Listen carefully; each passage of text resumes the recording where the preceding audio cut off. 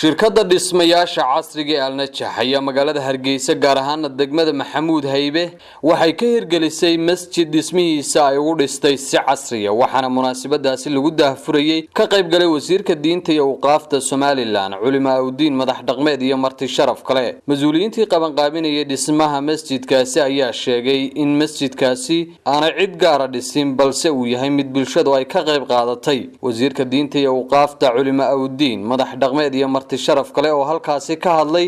ayaa shirkadda Najax ku amaanay dhismahaasi casriga ah ee ay masaajidka u binaysay waxaanu bilownay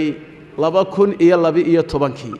bisheeda ayadina maydhisin shirkadina maydhisin dad badan oo ganacsata oo reer Hargeysa ah ayaanu ka ururinay lacagta dhulka waa garanaysaa waa geerashkiina qulumbe Allah u naxariisto dadka reer Hargeysa baa ururiyay oo bixiyay oo macruuf ah waxa hadhay dhismahan oo ay dhistay shirkadda Najax Allah u barakeeyo farsamadooda ay aqoontoodaba 320,000 ayaa ku baxay cid kale lama dhisin saadka xaafada loo dhisay ilaalintiisa iyo ka warqabkiisa odayaasha xaafada ayaa looga fadhiyaa maanta waxa farxad muwaadana in masaajidkan oo Najax dhiseen oo runtii tacab badan ay geliyeen ogahay anuguna runtii inay ka faa'iidin bal lacag ka gashanaan ogahay anugu marka wuxuu maraysa 320 bal lagu yiriyo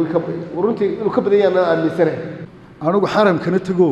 masaajidka qurux badan ma arag dabadeedna waxaan wallahi masaajid qurux badan bay dhiseen meeshan imaka aynu fadhinay masaajidkan quruxda badan ee shirkadda Najax saaxiibkay Cabdiraxmaan uu ku farayareystay waxaan leeyahay ka jisaysiyo cidii dhistay shirkadii dhistayna waxaan leeyahay insha Allah bismillaahi kariim tii kor u socota noqda shirkadda Najaxna deentana ba iida kuugu filan iida kalaba kuuma harin laba masaajidood dhistaan arko intaas ba iida kuugu filan iyadana Allah barakeeyo sida qiimaha badan ee naqshadaysan masaajidadii hore wuxuu kaga duway sida loogu farayareystay ee raandhiiska iyo mustaqbalka leh مثل إمكا مركان صوت قال مساج كان قاعد بانوجو فرحي مقالك عن كده هذا يروحوا كي مكة مسجد المكة أما مسجد النبوي لبضع مسجد أيا سيدنا قروح ذو بدن تاي وفرحت وينية إن كسوق يبقى المساج كان قروح لبضن سبيس هذا قروح بدن إلا قروحية قاعد بانوجو فرح سنة مسؤولينta shirkadda Najax ayaa iyaguna ka warbixiyay dhismaha masjidkaasi aad iyo aad baan ugu faraxsanahay inuu beedkii Ilaahay muddada aanu gacanta ku soo haynay uu dhamaaday kaalinta ay shirkadda Najax ku lahayd waxay ahayd kaalinta ah dhismaha cid baa lahayd curintiisa iyo maalgelintiisaba annaguna waxaan isku dadaalnay inaan insha Allah taala wixii naloo dirsaday iyo xilkii nala saaray aanu ka soo baxno